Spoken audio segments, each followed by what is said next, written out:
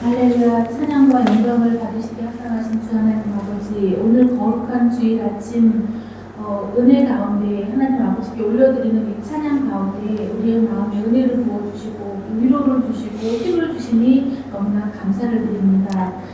빛되신 우리 아버지 하나님, 주님과 함께 살아가면서 우리가 어둠을 물리치고 우리가 지난 한 주간 동안에도 빛 가운데에서 살아가게 하시니 참 이 시간 하나님 앞에 감사를 드립니다. 우리가 주님을 믿으며 살아가는 우리가 그리스도인이라는 이름만이 아니라 주님의 뜻을 쫓아서 충성되게 살아가면서 세상에 진정한 빛이 되고 예수 그리스도의 향기를 바라며 살아가는 우리들의 삶이 되기를 이 시간 동안 간절히 기도합니다. 하나님의 영광을 가리는 삶이 되지 않게 하시고 주님의 영광이 저희 안에서 온전히 세상 밖으로 드러나는 그러한 삶을 살아가게 하여 주시옵소서. 이 예배 시간 우리가 우리 예양교회 성도님들을 위하여 기도합니다. 가정의 여러 문제와 경제적인 문제, 또 비자 문제, 자녀 학교 문제 등으로 주님 앞에 엎드리는 우리 성도님들을 기억하시고 기도하며 부르짖는 것마다 다 응답하시고 아버지께서 해결하여 주시며 도우시기를 또한 간절히 기도합니다. 괴로울 때 고난을 이겨내신 주님을 바라보게 하시고 죽음까지도 물리치신 주님의 능력을 의지하면서 새 힘을 얻게 하여 주시옵소서. 우리에게 근심과 걱정이 밀려와도 주님께 모든 것을 맡기는 베드로와 같이 범사에 감사하는 사도 바울과 같이 늘 삶으로 말씀으로 승리하는 우리 성도들을 다지게 하여 주시옵소서. 또한 세상 영혼들을 구원하시기를 기뻐하시는 주님의 뜻을 기억하여서 복음의 씨앗을 열심히 뿌리는 저희들 되게 하여 주옵소서. 주 하나님과 교회를 위해서 헌신할 수 있는 건강과 여건을 저희들에게 허락해 주시고 가족과 직장 동료, 이웃 모두에게 살아계신 예수님을 알리며 살아가게 하여 주시옵소서. 특별히 주님의 보혈을 위해 세워주신 우리 교회를 위해서 기도합니다. 주님의 크신 뜻과 섭리로 이곳에 주님의 교회를 세워주셨사오니 성령의 뜨거운 역사가 늘 강하게 있는 교회가 되게 하시고 난망치 않게 하여 주시고 힘을 얻어서 만나는 이들에게 우리가 그리스도의 편지가 되고 그리스도의 향기가 되어서 우리의 얼굴이 전도지가 되게 하여 주셔서 우리가 나가서 예수 그리스도를 전하는 입술들 되게 하여 주시고 또한 우리가 이 교회에서 부르짖는 기도마다 다 응답받는 축복의 현장이 되게 하여 주시옵소서. 무엇보다도 주님의 도우심 아래 날로 왕성해지는 교회가 되게 하시고 영혼 구원의 사명 또한 잘 감당할 수 있는 이 예양교회 되게 하여 주시옵소서. 우리 예양교회가 주변에 사랑의 손길이 필요한 영혼들을 살피고 평안과 안식을 전하는 주님의 사랑의 통로가 되게 하여 주시옵소서. 하나님, 또한 이 시간 대한민국 고국을 위하여 기도합니다. 지금 선거를 앞두고 있습니다. 의인이 많아지면 백성이 즐거워하고 악인이 권세를 잡으면 백성이 탄식하느니라고 했는데 우리 국민에게 지도자의 복을 주셔서 국가와 국민을 위한 정치를 할 인물들이 바르게 뽑혀지게 하옵소서. 그래서 경제가 다시 회복되고 갈등이 없는 나라, 안정되고 좋은 나라를 이뤄갈 수 있도록 도우시기를 간절히 기도합니다. 이 예배 시간 목사님께 단위에 세우신 이준원 담임 목사님에게 성령의 기름 부음이 충만케 하시고 말씀을 힘있게 전하여서 저희에게 새 힘이 되게 하여 주시옵소서. 주의 말씀이 우리의 삶의 등불이요 우리 길에 빛이 되게 하시며 주님의 말씀만을 붙들고 살아가는 우리 성도님들을 되게 하여 주시옵소서. 지금은 우리 성도님들이 흩어져 있지만 다시 모였을 때 또 주님을 자랑하며 간증하며 모여서 힘써 기도하고 사람을 살리고 전도하는 아름다운 성도와 아름다운 교회가 되게 하여 주시옵소서. 예배 시간 통하여서 오직 하나님 영광 받으시는 귀한 이 시간 될 줄 믿사오며 살아계신 예수 그리스도의 이름으로 기도드렸습니다. 아멘. 오늘은 하나님을 기쁘시게 하는 일들이 무엇일까? 이렇게 제목을 놓고 한 주간 많이 생각해 봤습니다. 무엇을 먼저 생각했냐면 나는 하나님이 보실 때 하나님이 나를 보면서 기뻐하실 만한 사람인가? 이 생각을 먼저 해봤습니다. 하나님이 나를 보시면서 기뻐하실까? 아니면 인상을 쓰고 계시진 않을까? 이런 생각을 하면서 잘 살아야 되겠다. 크리스찬으로 잘 살아야 되겠다 그런 생각을 했습니다. 그래서 제목을 하나님이 기쁘시게 하는 일들 이렇게 잡아놓고 나를 생각하면서 나 자신을 돌아보면서 오늘 말씀 나누도록 하겠습니다. 데살로니가 전서 4장 1절에서 8절의 말씀인데요. 한 절씩 교독하도록 하겠습니다. 그러므로 형제들아 우리가 끝으로 주 예수 안에서 너희에게 구하고 권면하노니 너희가 마땅히 어떻게 행하며 하나님을 기쁘시게 할 수 있는지를 우리에게 배웠으니 곧 우리가 행하는 바라 더욱 많이 힘쓰라. 우리가 주 예수로 말미암아 너희에게 무슨 명령으로 준 것을 너희가 아느냐. 하나님의 뜻은 이것이니 너희의 거룩함이라 곧 음란을 버리고 각각 거룩함과 존귀함으로 자기의 아내 대할 줄을 알고 하나님을 모르는 이방인과 같이 세욕을 따르지 말고 이 일의 분수를 넘어서 형제를 해야지 말라. 이는 우리가 너희에게 미리 말하고 증언한 것과 같이 이 모든 일에 주께서 시전하여 주시리라. 하나님이 우리를 부르심은 부정하게 하심이 아니요 거룩하게 하심이니 그러므로 저버리는 자는 사람을 저버리는 아니고 너희에게 그의 성령을 주신 하나님을 저버리니. 아멘. 자, 오늘은 하나님을 기쁘시게 하는 일들이 무엇인지 같이 나누려고 하는데요. 우리가 생각해 볼 일이 있습니다. 하나님께서 우리를 왜 만드셨을까? 사람을 왜 만드셨을까? 하는 질문입니다.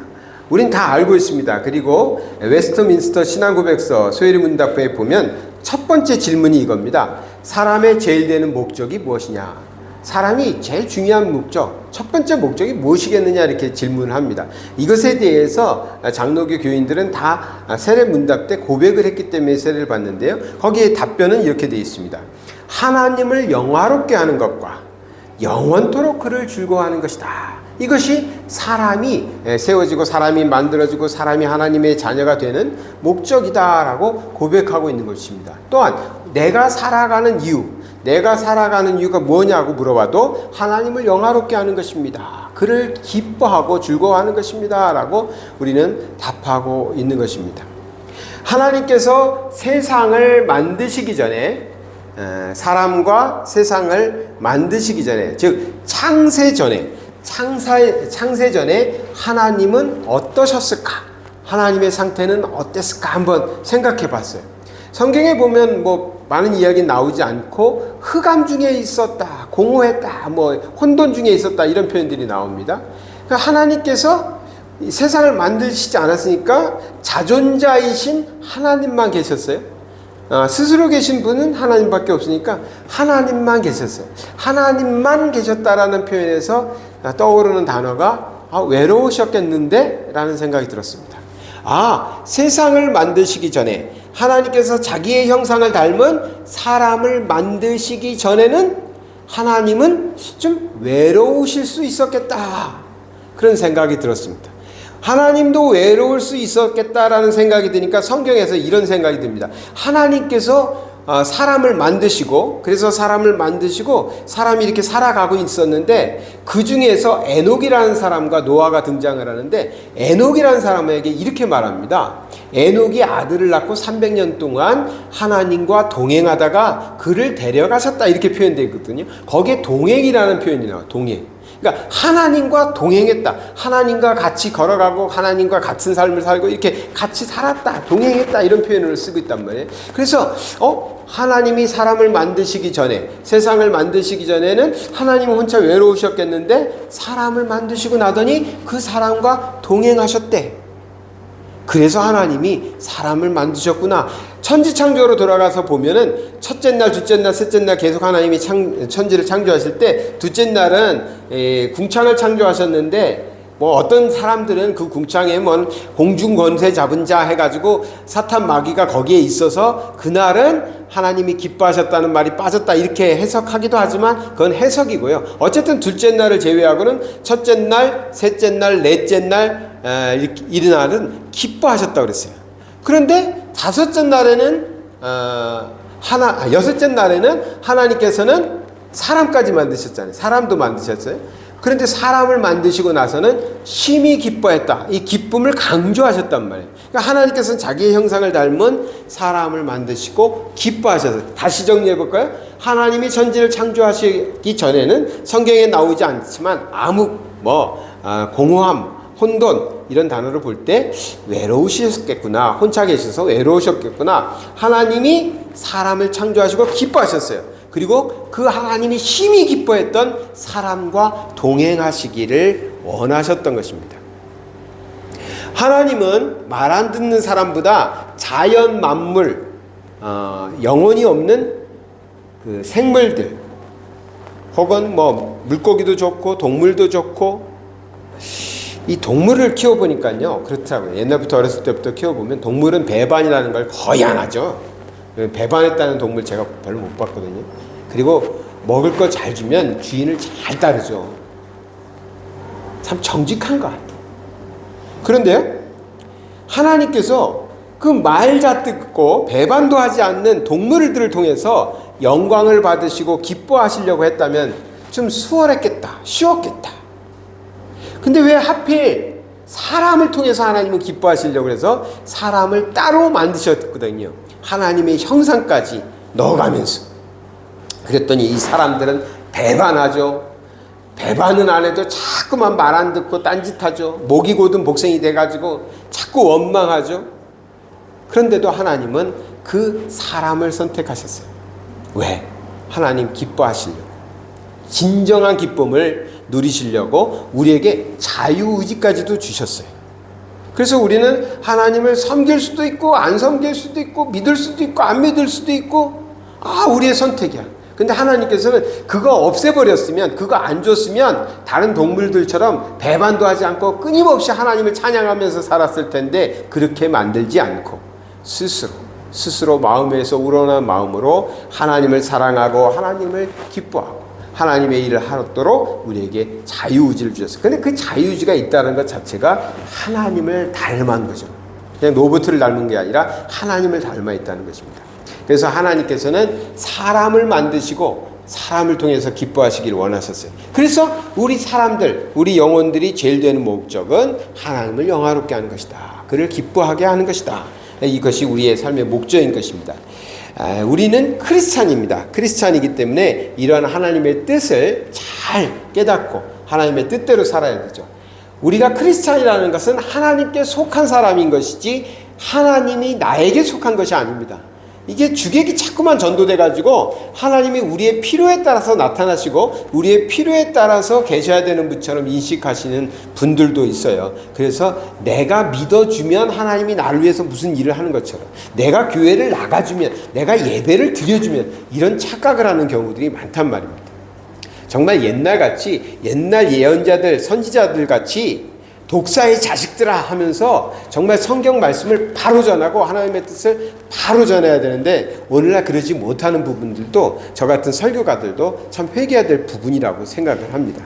어찌됐든 말씀으로 돌아와 보면 하나님을 기쁘시게 하고 하나님을 영화롭게 하는 것이 우리의 삶의 목적이 되어야 된다. 적어도 내가 크리스찬이라면 그러한 것을 깨닫고 그러한 것을 위해서 살겠노라라는 각오와 결단이 있어야 됩니다. 사실은 말씀을 아무리 우리가 전하고 나누어도요, 나의 결단과 나의 변화가 없으면 공허한 외침입니다. 맞습니다. 목사님 맞습니다. 목사님 말씀이 성경 말씀 맞습니다. 저도 그렇게 생각합니다. 아멘입니다. 그리고는 내가 결단하지 않으면, 내가 그렇게 살아내지 않으면 아무 의미가 없다는 거죠.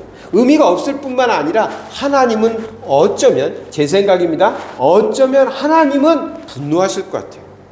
야, 너 말로는 아멘 아멘 하면서, 너 말로는 나를 하나님이라고 하면서, 아버지라고 하면서 너의 삶은 여전히 변화하지 않는구나, 너의 마음은 여전히 결단하지 않는구나 하고 분노하실 수도 있는 거죠. 우리가 세상 사람들이 잘못하는 거 너무 그렇게 책망하지 말았으면 좋겠습니다. 세상 사람들이 괜찮아, 저렇게 안 살아야 되는데 왜 저럴까? 전철역에서 별 싸움을 하고 욕을 하고 있는 사람들 많이 보게 되는데요. 그럼 막 지탄을 하죠. 그런데 그때마다 저는 생각하는 게 있어요. 우리는 어떤가? 우리는 어떤가? 세상 사람들이 어떻게 사느냐보다는 크리스찬은 어떻게 사느냐에 좀 더 우리의 관심을 가져야 됩니다. 왜냐하면 하나님은 크리스찬, 우리를 바라보고 계시다는 것입니다. 자, 오늘 그러한 의미에서 우리의 결단을 가져올 수 있도록 하나님을 기쁘시게 할 수 있는 일들을 우리가 살펴보겠는데 네 가지만 보겠습니다. 첫 번째는 믿음이 있을 때 하나님을 기쁘시게 할 수 있다고 히브리서 11장 6절에서는 말하고 있습니다. 믿음이 없이는 하나님을 기쁘시게 하지 못하나니 했습니다. 믿음 없는 사람은 기쁘시게 못해요. 하나님께 나아가는 자는 반드시 그가 계신 것과 또한 그가 자기를 찾는 자들에게 상 주시는 이심을 믿어야 할지니라. 그러니까 하나님께 나오는 자는 믿음으로 나와야 됩니다. 근데 믿음 없이 하나님을 섬긴다, 교회를 다닌다, 이것은 여전히 부족한 것입니다. 완전하지 않은 것입니다. 불완전한 것입니다. 믿음이 있어야 됩니다. 그러니까 믿음을 갖도록 해야 되는 것이죠. 교회를 나오는 것도 중요하죠. 나와야 뭐 일이 시작되니까. 그렇지만 교회를 나왔다고 끝난 게 아니에요. 믿음의 사람이 돼야 됩니다. 예안교회도 벌써 4년, 5년째가 되거든요. 그러면 일찍부터 예안교회 나오신 분들은 벌써 3, 4년씩 다니신 분들입니다. 그러면 이쯤 믿었으면 우리의 믿음이 좀 달라져 있어야 됩니다. 그렇지 않겠습니까? 아이들이요, 초등학교 1학년 들어갈 때는 뭐 다 그러진 않겠지만, 저는 사실은 기억니은도 모르고 초등학교를 갔어요.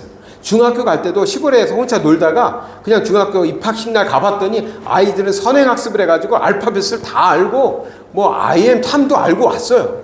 근데 저는 알파벳을 이제 배워야 되는 줄 알았어요. 왜? 중학교 1학년 가면 A부터 가르쳐 준다고 돼 있거든요. 그래서 제가 영어의 취미를 잃어버렸어요. 왜? 저 말고 다른 아이들은 알파벳 다 알고요. 자음 모음도 알고 있더라고요. 그 나만 모르는 아이가 된 거예요. 수준은 원래는 A부터 배우는 게 맞는데 그러지 않죠. 지금도 마찬가지겠죠. 어찌됐든 그렇지만 1학년 아이는 알파벳도 몰랐다 해도 3년 공부하면 어떻게 돼요? 3년만 지나면 영어 잘하죠. 수학 잘하죠. 만약에 여전히 못해, 3년 동안 중학교를 다녔는데 영어도 못해, 알파벳도 몰라, 우리 큰일 난 거죠. 대책을 세워야 되겠죠. 근데 신앙생활에 있어서는 우리는 왜 그런 대책을 안 세울까요? 벌써 내가 예수 믿은 지 3년, 5년, 10년, 20년 됐는데 달라지지 않았다면 엄청난 문제죠. 정말 나에게 무슨 지적 문제가 있나, 뇌에 문제가 있나 걱정하고 살펴봐야죠. 그런 것처럼 우리가 정말 하나님 교회를 나오는 것도 중요하지만 교회를 나와서 믿음을 갖게 되는 것, 그리고 믿음의 사람이 돼서 결단을 하고 믿음의 사람의 삶을 살아내는 것, 이게 참 중요합니다. 믿음이 없이는 하나님을 기쁘시게 할 수 없다라고 말하고 있습니다. 말씀드린 대로 하나님께서 관심 갖는 사람은 하나님의 사람입니다. 믿음의 사람, 크리스찬입니다. 그렇기 때문에 믿지 않는 사람들을 보면서 야, 저 사람들이 저렇게 나쁜 짓을 해, 저 사람들이 저렇게 잘못을 해, 저 사람들이 자연을 파괴해, 하나님의 뜻을 저버려서 하나님이 분노하시겠어? 아니에요. 하나님은 믿음의 사람, 우리들을 보고 계신 겁니다. 그러니까 내가 어떠한 믿음을 가지고 그 믿음으로 살아가고 있는가에 더 많은 초점을 가져야 됩니다. 비전이 있다면, 꿈이 있다면, 저는 우리나라에 틀림없이 기독교인들이 1000만 명 뭐 얘기하고 있으니까 1000만이 안 될지라도 영향력을 끼치는 사람 중에 상당수가 기독교인입니다. 야당 대표도 기독교인입니다. 여당에도 수많은 사람들이 기독교인이 있습니다. 이번 부활절 집회에도 그래도 대통령도 여당 지도자도 가서 다 예배를 드렸잖아요. 그건 기독교의 영향력이 대한민국에 크다라는 걸 보여주고 있는 거죠. 그렇다면 정말 믿지 않는 사람은 모르겠지만 믿는 정치인들, 믿는 나라의 위정자들만이라도 하나님 앞에서 바로 서고 하나님의 뜻대로 나라를 섬기기만 한다면 야, 그래도 믿는 사람은 다르네. 이 한마디는 들을 수 있다는 거죠.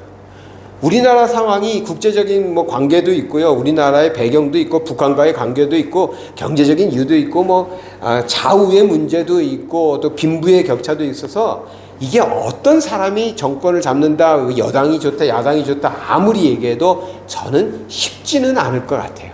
쉽게 해결될 문제가 아니라는 거죠. 정책 한두 개 바꾼다고 되는 게 아니고 장관 한두 명 바꾼다고 될 문제라고 생각은 안 해요.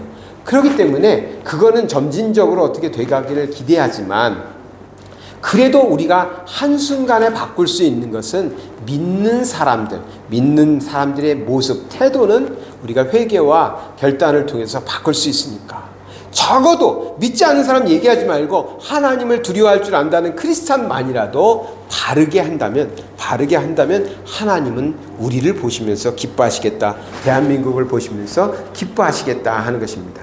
저는 세상 사람들이 막 쌍욕을 하고 험한 말을 하는 때 불쾌하죠. 싫습니다. 그런데요, 크리스찬이라는 사람이 아주 정화되지 못한 말을 할 때는 속으로는 굉장히 분노가 일어납니다. 이건 아닌데, 이건 정말 하나님 얼굴에 먹칠하는 건데, 막 이런 생각이 들거든요. 예, 믿음이 그만큼 중요합니다. 우리는 믿음의 사람답게 믿음의 사람으로 살아갈 때 하나님을 기쁘시게 할 수 있습니다. 두 번째는 우리는 하나님을 기쁘시게 하기 위해서 섬김의 일을 해야 됩니다. 이 섬김이라고 표현하는 건 주의 일이겠죠. 로마서 14장 18절을 보겠습니다. 이로써 그리스도를 섬기는 자는 하나님을 기쁘시게 하며 사람에게도 칭찬을 받으리라 했습니다. 그러니까 그리스도를 섬기는 일에 참여함으로 섬김의 일을 감당함으로 하나님이 기뻐하신다는 것입니다. 우리 크리스찬들은 내 일을 하는 사람들이 아니라 하나님의 일을 하는 사람입니다. 제가 우리 성도님들의 사업장을 위해서 열심히 기도하고 우리 선교사님들을 위해서 기도하는 것은 그것이 각 개인의 일이 아니라 하나님의 일이라고 믿기 때문에 그렇습니다. 그것을 사업주가 되시는 성도들이 그것을 깨닫고 그것을 인정하고 하나님, 이것은 내 돈으로 세운 내 기업이 아니라 하나님의 뜻을 이루고자 하는, 하나님을 기쁘시게 하기 위한 하나님의 기업인 줄 믿습니다. 그러니 하나님의 뜻대로 운영하겠습니다. 하나님의 뜻대로 경영하겠습니다. 라고 고백할 때 하나님이 그 기업을 통해서 기뻐하시는 거죠. 우리의 선교 사역도 마찬가지일 것입니다. 그럴 때 우리는 우리가 하고 있는 일을 통해서 그리스도를 섬긴다 할 것입니다. 교회도 마찬가지입니다. 교회를 섬기면서도 교회니까 당연히 하나님을 섬긴다. 아닙니다. 그 교회를 자기 것처럼 여기는 목회자들도 많이 있습니다. 자기 것처럼 여기고 재정을 자기 마음대로 하고 자식들에게 물려주고 막 이런 경우들도 우리가 많이 봅니다. 그것 때문에 교회를 떠난 사람들도 많이 있습니다. 그것이 핑계가 될 수는 없습니다. 사람의 잘못 때문에 교회를 떠났다? 이게 천국과 지옥 갈 때 핑계거리는 안 되기 때문에 핑계 삼아서는 안 되지만, 그래도 사람들에게 그 핑계거리를 만들어준 것은 굉장히 큰 잘못들이죠. 내가 하나 희생하면, 내가 양보하면, 내 자식이 좀 더 고생의 길로 가면 많은 영혼 살릴 수 있었고 교회를 살릴 수 있었는데 그거 포기한 거지 않습니까? 그러니 하나님 앞에 나갔을 때 책만 받는 건 맞지요. 그래서 교회를 일을 하니까, 선교의 일을 하니까 나는 그리스도의 일을 하는 거야. 아닙니다. 정확하게 우리가 정말 하나님의 일을 하고 있는가, 그것을 스스로 돌아봐야 되죠. 그리스도를 섬김을 통해서 그럴 때야 하나님이 기뻐하신다 하는 것입니다. 단순히 교회니까 기뻐하시겠지? 아닙니다. 하나님이 하나님의 교회를 만들어가고 하나님의 뜻을 이루어가는 그런 섬김이 있을 때, 또 우리가 성도들을 섬기고 이웃을 섬기는 것도 마찬가지죠. 우리가 그리스도를 섬기듯이 섬겨야 됩니다. 내가 저 연약한 사람, 약한 사람, 가난한 사람을 섬기는 것이 그 사람을 바라볼 때 그리스도처럼 생각하고 섬기셔야 됩니다. 그래야 그리스도를 섬기는 겁니다. 내가 많이 가졌으니까 너 불쌍하니까 내가 도와줄게. 내가 저 사람한테 잘해주면 우리 교회 나오지 않을까? 우리 교회 등록성도 되지 않을까? 이런 마음이었다면 우리가 정말 그리스도를 섬기듯이 이웃을 섬겼는가 돌아볼 필요가 있습니다. 우리는 그리스도를 섬기는 그런 태도, 이웃을 대할 때에도 그리스도를 섬기는 태도로 대할 때 하나님께서는 우리의 그러한 삶을 보시고 기뻐하실 것입니다. 세 번째는요, 하나님의 나라에 위한 헌신. 섬김과 헌신은 같은 표현일 수 있지만 성경의 빌립보서 4장 18절에 이렇게 또 말하고 있습니다. 내게는 모든 것이 있고 또 풍부한지라. 바울이 한 말입니다. 선교 여행 중에 있습니다, 바울은. 그런데 바울의 선교비를 보내는 교회들에게 편지한 거예요.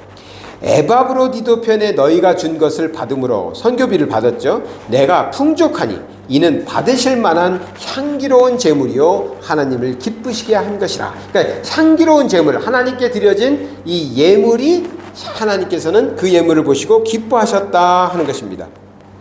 바울이 전도 여행을 다니면서 많은 물질이 필요했을 겁니다. 선교비가 필요했겠죠. 그런데 이제 바울은 자기가 먹고 사는 것은 장막 깁는, 장막을 만드는 일을 통해서 살았다고 해요. 그러나 그것만 갖고 되겠습니까? 선교하려면 많은 물자가 필요하죠. 또 다니다 보면 도와줄 사람들도 있을 테고, 또 바울은 교회도 많이 개척을 했으니까 교회를 지을 일도 필요했을 겁니다. 그때 사람들이, 성도들이 향기로운 제물, 즉 헌금을, 선교비를 보내줬다는 것입니다. 그런데 바울은 그것을 가리켜서 하나님을 기쁘시겠다라고 표현합니다. 꼭 여기서 헌신이라고 해가지고 꼭 이게 물질만을 얘기하는 건 아니겠지만, 그것만은 아니지만 물질이 있는 곳에 마음도 있거든요, 사실은. 그래서 제가 성도님들에게 절대로 저는 물질 가지고 헌금 생활 가지고 뭐라고 하지 않습니다. 그러나 정말 제가 기도하고 권면하는 것은 적게 낼 수도 있고 많이 낼 수도 있다면 많이 내는 게 좋겠죠. 그렇지 않겠습니까? 내가 많이 낼 수 있는 능력이 있어. 그리고 적게 낼 수도 당연히 있죠. 그렇다면 많이 낼 수 있는 능력이 있으면 많이 내는 게 좋겠죠. 많이 낼 수 있는 능력이 있는 사람이 적게 내는 게 좋은 건 아닐 겁니다. 근데 적게 낼 수밖에 없는 능력이라면 적게 내는 게 맞는 겁니다. 그렇지만 내가 많이 낼 수 있는 능력이 있음에도 불구하고 적게 낸다는 것은 지금 하나님 앞에 드리는 예물 생활에 있어서 과연 하나님이 기뻐하실 만한 제물이 될 수 있을까 하는 것입니다. 그래서 마음의 넉넉함을 가지고 기쁨으로 하나님께 드리기를 바랍니다. 또 물질뿐만 아니라 시간도 마찬가지거든요. 우리가 시간이 너무 없습니다. 정말 내가 바쁘고 일해야 되고 뭐 바쁩니다. 그래서 정말 하나님께 드릴 시간이 많지 않아요. 사실은 이 말은 좀 잘못되어 있어요. 나의 삶 전체를 하나님께 드렸다, 내 기업을 하나님께 드렸다라고 치면 우리는 직장 생활할 때도 하나님께 헌신하고 있는 거지 않습니까? 근데 그 기본이 잘 안 돼 있을 때에는 이게 구분이 되거든. 자꾸만 세상 일과 하나님의 일이. 그러니까 내가 하나님께 시간을 적게 드린다고 표현할 수 있어요. 근데 내가 어디에 있든지 하나님께 헌신하는 자의 삶을 산다면 사실은 이것은 문제가 되지 않을 것입니다. 몸도 마찬가지죠. 내 몸을 들여서 헌신하는 겁니다. 뭐 교회 와서 청소하고 단순히 이런 것뿐만이 아니라 내 몸으로 사역지에 가서 봉사하고 헌신하고 이웃을 위해서 뭐 반찬이라도 만들어서 주고 하는 모든 일들이 사실은 하나님을 기쁘시게 하는 그런 헌신이라는 것이죠. 이것은 하나님이 받으실 만한 제물이다, 예물이다라고 바울은 지금 얘기하고 있습니다. 자, 마지막으로는요, 오늘 본문의 말씀에 나오는 것인데요, 성도다운 거룩함을 가질 때 하나님은 기뻐하십니다. 오늘 본문에 보니까 1절에 너희의 행하는 바라, 이 말이 나오고 있는데 이게 뭐냐면 바울이 교회를 개척하면 또 성도들을 전도해가지고 예수를 믿게 하면 그 다음에 무엇을 했냐면 이제 크리스찬으로 어떻게 살아야 될지에 대해서 바울 서신에 보면 쭉 나옵니다. 사실은 우리가 바울 서신을 많이 읽어봐야 되는 이유가 거기에도 있어요. 공간복음, 즉 예수님의 공생의 시절을 다룬 것은 예수님의 행적과 구원받는 도리에 대해서 많이 다루죠.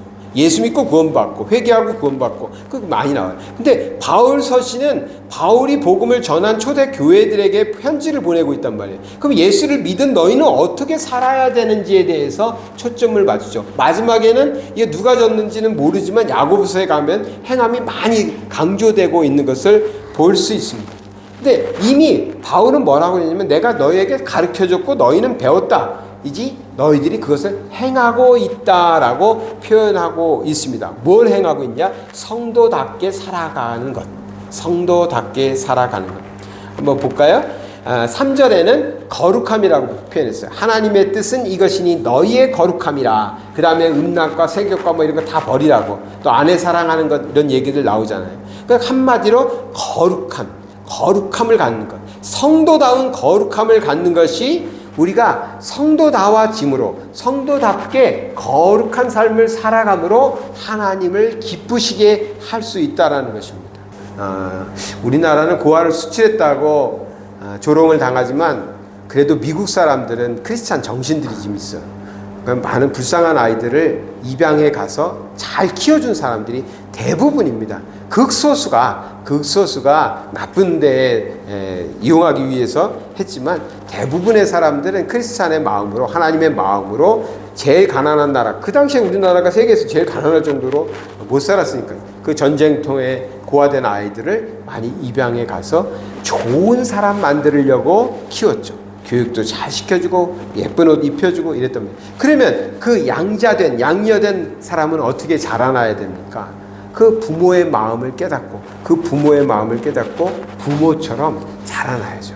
그것이 부모를 기쁘게 하지 않겠습니까? 그런데 나는 동양인이고 나는 고아였는데 이런 그런 비참함과 또 자기 비하 속에서 또 가가지고 나쁜 무리에 섞여가지고 나쁜 사람이 됐다면 그렇게 다른 나라에서까지 이렇게 입양해 와가지고 하나님의 사랑으로 키운 부모의 마음이 기쁘지 않겠죠.